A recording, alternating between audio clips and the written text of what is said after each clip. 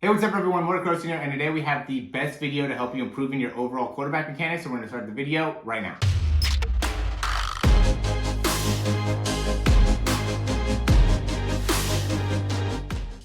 Okay, so big thing that I wanted to do here in the video is to just really give a great perspective of seeing what are the key parts of being able to improve as a quarterback to make it so you have a great understanding of where it is that you can make improvements within your own throw, from drop back to the release time, to transition phases, to lower body, upper body, core, everything. I just think this is going to be a hugely valuable video for you guys. So as always, if you like the information, go ahead and click that thumbs up down below. Subscribe to the channel if you haven't already. And if you have any questions, comments, recommendations, go ahead and leave those down below. We're going to hop right into the video here. So we're going to start off with Luke Wilson. I do like Luke Wilson's overall throwing mechanics, and sorry about the background here. We do have, I think my neighbors are doing something with the jackhammer next door, doing some remodeling or whatever. But anyway, we'll try to block that noise the best that we can. But here in the throw, we can see, he really does a good job here in being able to shift his weight, not cross this leg over too much, land in a controlled place with this back leg. And that's really one of the common things that I see, guys,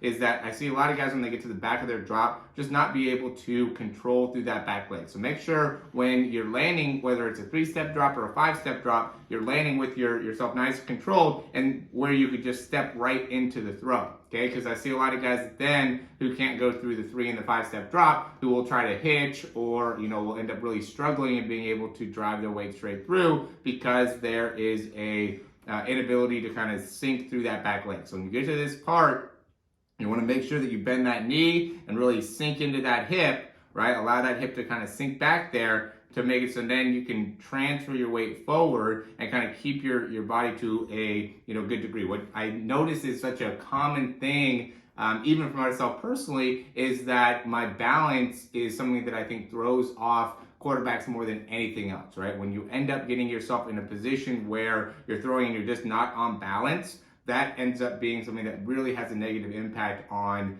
throwing in, games or 7-on-7 or live situations, right? Because I think a lot of us end up having a great ability to be able to throw one-on-ones or, just playing catch or just doing some of the regular stuff. But then when you get into a game situation, struggle a little bit more in, some of the routine type throws that should be really easily and that we can do very easy in more of like a, route versus air situation, but then struggle in more of the line stuff. And I've had that issue as well. And a lot of it has to do with your balance, right? And where your body position is. So once you start like standing up really early, right, you get here, and then as you start to shift, he does a good job of staying low.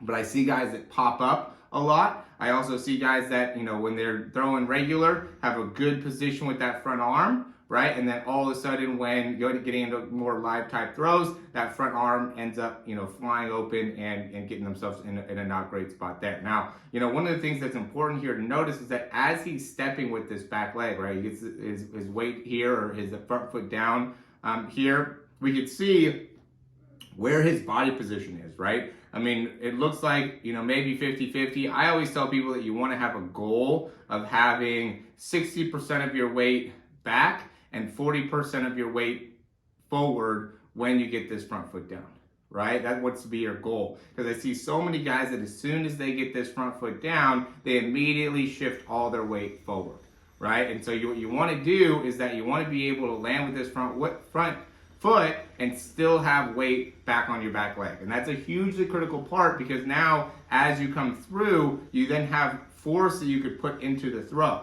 right? So you see how as he's coming through, he's able to get his hips all the way through because he keeps his weight back as he gets his front foot down, right? So now he has still more behind it as he's driving through with his hand and with his, elbow and shoulder and everything like that, okay?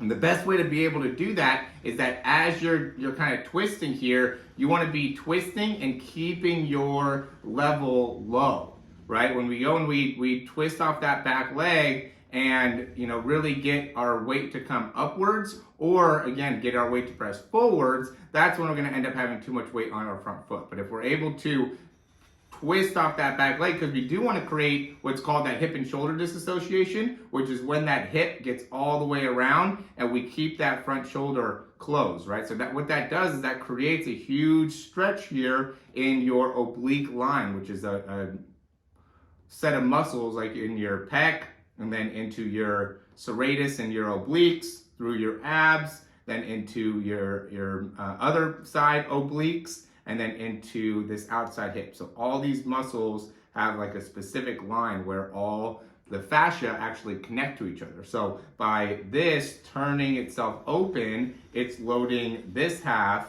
of that oblique line or that muscular line. And then by us turning up the upper half, right, if we cut this into two parts, us turning here stretches this part, right? And then that goes into the whole science of the stretch shortening cycle. Right? In order to create power, we do need to be able to stretch out the muscles first. That's why we load when we are jumping. You know, you obviously load here, you load when you're gonna hit a golf ball, you load when you're gonna hit a ball, you know, everything, you always are loading first, then you go through. So this is our load, and we really wanna be able to master the load. A lot of these guys that are great with their release time, right, like a Kyler Murray type, and we have a video of him too, he does such an amazing job of being able to load very, very efficiently, which is why he's able to get the ball out of his hand so quickly. And, you know, a lot of these guys end up doing that. That's why they're playing at such a high level. You got to be able to not only have efficiency within the load or be able to do it in itself, but you have to be able to do it quickly, right? And so a lot of guys I see spend just too much time loading, or they just don't even understand this concept of being able to, you know, really do a wide variety of different things at one time, right? It's the simultaneous movement where you're stepping, right? So first you're taking this three-step drop, you're stepping, you're landing and controlling through that back leg, you're taking a step, you land with that step, right? You have 60% of your weight on your back leg. The goal is to have 60% of your weight on your back leg, 40% on your front leg, right? Simultaneously, we're loading the ball and getting a pull back within our front arm, you know, getting our elbow in a good position, maintaining a good quality wrist position, and also getting our hips to open, okay?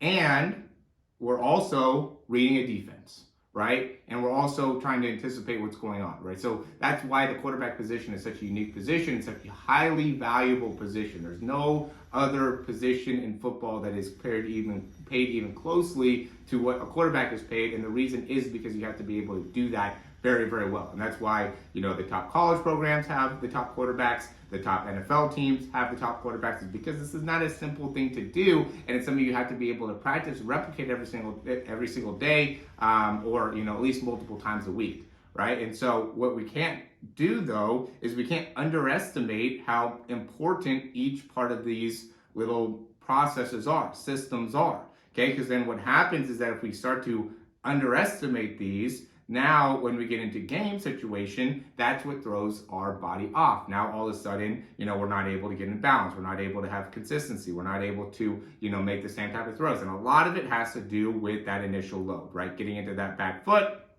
loading properly, maintaining a good position within the body, not immediately popping back up, right? So we've got to be able to maintain balance is 100% the most important part of being able to maintain consistency as a quarterback. Once we come off balance, now everything else is going to be, you know, but it's going to come off course. Right now, we're going to see guys that end up leaning back too early. They're going to bring that front foot open or that front arm open. They're going to shift too much of their weight forward too early. You know, there's so many things that are going to end up happening once you start coming off balance. That's where all the compensations happen. So when you watch yourself throw and it doesn't compare to the Patrick Mahomes, the Drew Brees, the Tom Brady, or anybody, you know, the reason is because you're just not able to stay on balance, right? That would be the biggest thing that I'd say you want to make sure that you're able to effectively do, okay? Now that he's loaded, right, so he's gotten himself into this position where he's got that front foot down. I would say, again, his weight's 50-50, which is fine, okay? He's got those hips around. He's got that front back, so he's got that disassociation. He's got the ball slightly back behind him. Now it's all about how we can optimize the body to be able to get the ball out of the hands the second that the system is ready to actually deliver the throw, right? Which means that we want to allow our weight to shift forward, and as our weight is beginning to rotate through and we start to bring the arm through, the exact moment that we're in the position where our hips are starting to fully externally rotate and our arm is starting to open up, that's when the ball wants to come out, right? And so I would even say he might be a little bit behind here, right? Like right here, boom, is right when that ball wants to come out. He's might be a half of a frame behind, but still he's able to really optimize turning all, I see guys that get into this position and, the ball is way back here all the time, or the nose of the football is facing up, right? They're just not in the right position. So when you get to your load, now we want to be able to really fire that elbow through and use that torque, right? We don't want to end up wasting this motion by then driving the ball way back behind our head and getting in a position where we're just not firing the arm.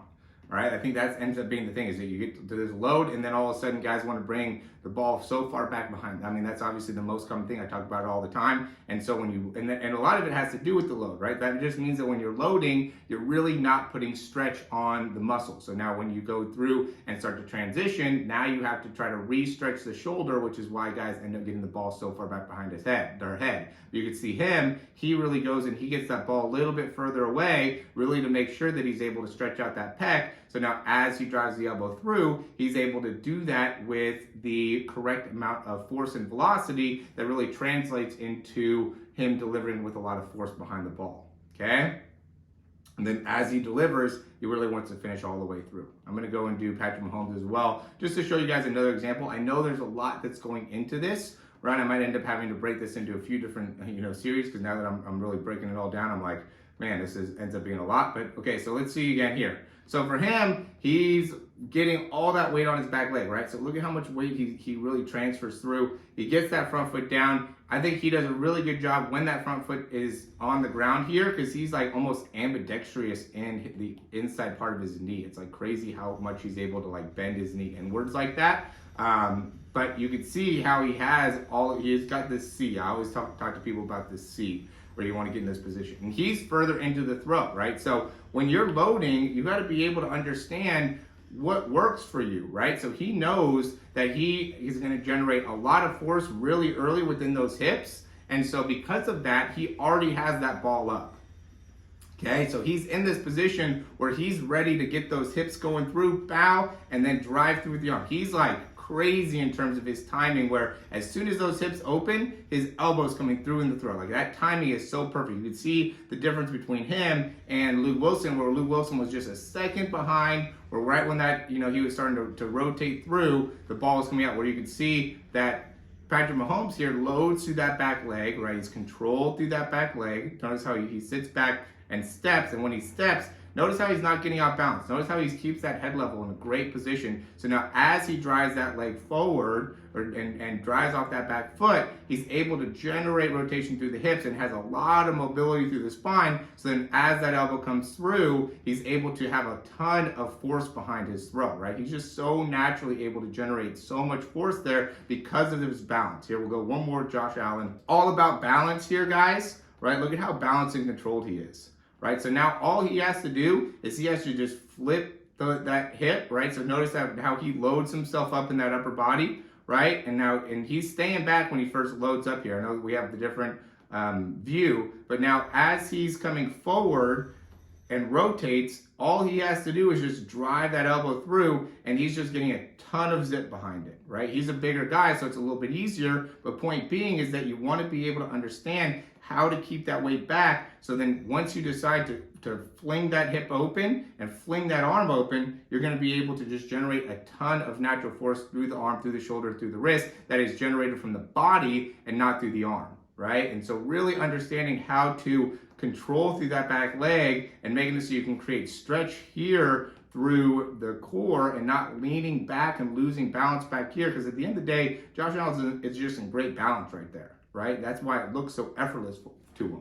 For a lot of you guys that end up making it look very difficult, it's because you are off balance, and that's where the difficulty comes from. So the better you can control your body, the better you have understanding of how to have that ground force reaction, the better you're going to be able to be within your throw. So I hope this ends up making a lot of sense to you guys. I think that there was a lot that we went into. Would love to get you guys' feedback. Would love to hear what you would want me to expand more on based off of this video, because I'd be happy to be able to make this into maybe a 3 or 4 part series and even go into some deeper deeper throws as well. So as always, thanks for watching. If you're still watching here and I've got a lot from it, click that thumbs up. That really helps us out. Subscribe to the channel. Check out the description down below for our quarterback ebook or our 7-day free trial. And then if you guys want to check out a program, we do have the 3-month program and the custom programming. Those are the ones that, you know, I highly recommend, just because you're going to get exercises behind it that are going to help you over a longer period of time. The custom programming is great just because it's specific to the equipment that you have access to. So if you have dumbbells, kettlebells,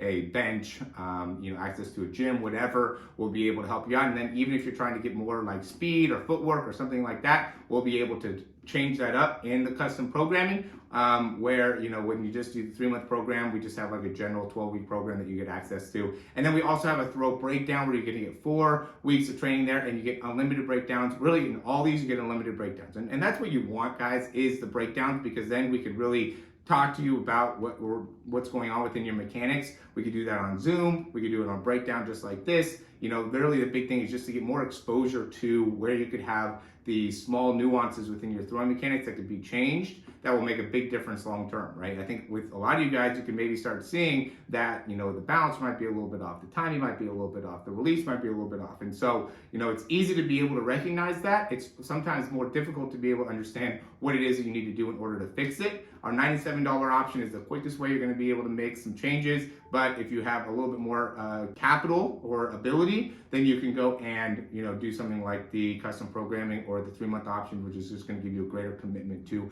a program that's going to help you over the next 90 days, or, you know, with the custom programming for as long as you really want to. So as always, guys, thanks for watching, and check out the description for everything that we have available, and we'll talk to you soon.